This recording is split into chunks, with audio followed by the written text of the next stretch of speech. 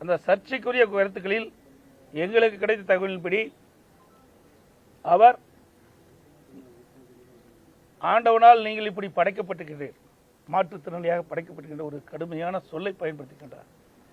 மாற்றுத்திறனாளிகளை மனித நேயத்தோடு பார்க்க வேண்டும், மனசாட்சியோடு பார்க்க வேண்டும்.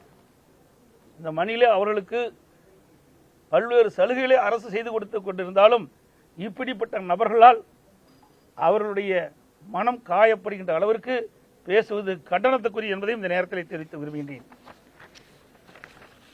இந்த நபர் அண்மையில் நீங்க பார்த்தீங்கன்னா அமைச்சரோட புகைப்படம் எடுத்திருக்கிறார், சர்ச்சைக்குரிய கருத்துக்களை தெரிவித்தவர். அதோடு இன்னும் சில அமைச்சரோடு புகைப்படம் எடுத்திருக்கிறார். இப்படிப்பட்டவர் அரசனுடைய செல்வாக்கின் காரணமாக பள்ளியிலே இப்படிப்பட்ட சர்ச்சைக்குரிய கருத்துக்களை தெரிவிப்பது கண்டனத்துக்குரியது என்பதை இந்த நேரத்தில் தெரிவிக்க விரும்புகின்றேன். அதே போல நாமக்கல் மாவட்டம் எருமைப்பட்டி அம்பேத்கர் நகரில் உள்ள அரசு துவக்கப்பள்ளியில் அந்த சுவற்றிலும் இந்த சமையல் அறையினுடைய பூட்டில் சமூக விரோதிகள் மனித மலத்தை பூசியிருக்கின்றார்கள். எவ்வளவு கொடுமையான விஷயம்!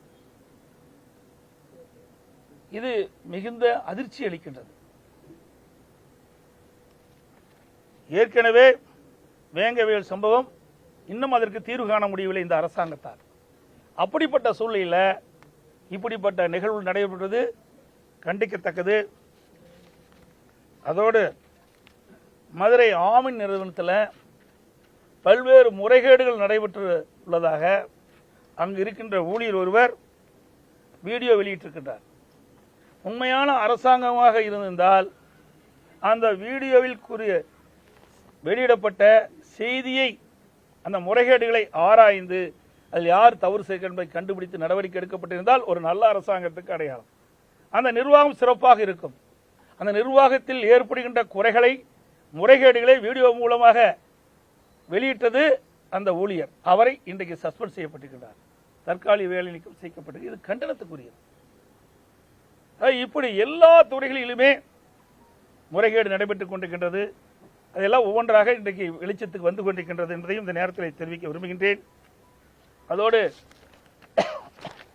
ஒட்டப்பிடாரம் பகுதி, தூத்துக்குடி மாவட்டம் ஒட்டப்பிடாரம் பகுதியிலிருந்து 2 படகில இன்றைக்கு மீன் பிடிக்க சென்ற அந்த மீனவர்கள் சுமார் 22 பேர்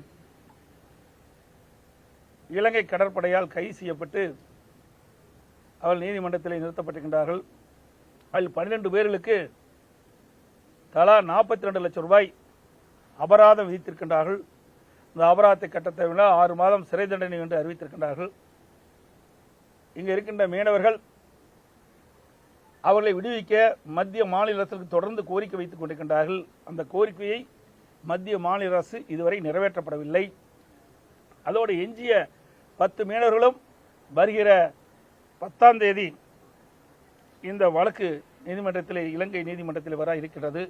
ஆகவே மத்திய மாநில அரசு உடனடியாக இதை கவனம் செலுத்தி இன்றைக்கு இலங்கை அரசு அவர்கள் மீது வழக்கு தொடர்ந்திருக்கிறது. இந்த வழக்கின் அடிப்படையில் தான் இந்த இலங்கையில் இருக்கிற நீதிமன்றம் இந்த அபராதத்தை கட்ட தவறினால் சிறை தண்டனையும் விதிக்கப்படுவதாக தீர்ப்பு வழங்கியிருக்கார்கள். உடனடியாக அந்த மீனவர்களை இந்த அரசு, மத்திய மாநில அரசு அவளை விடுவிப்பதற்குண்டான நடவடிக்கை மேற்கொள்ள வேண்டும்.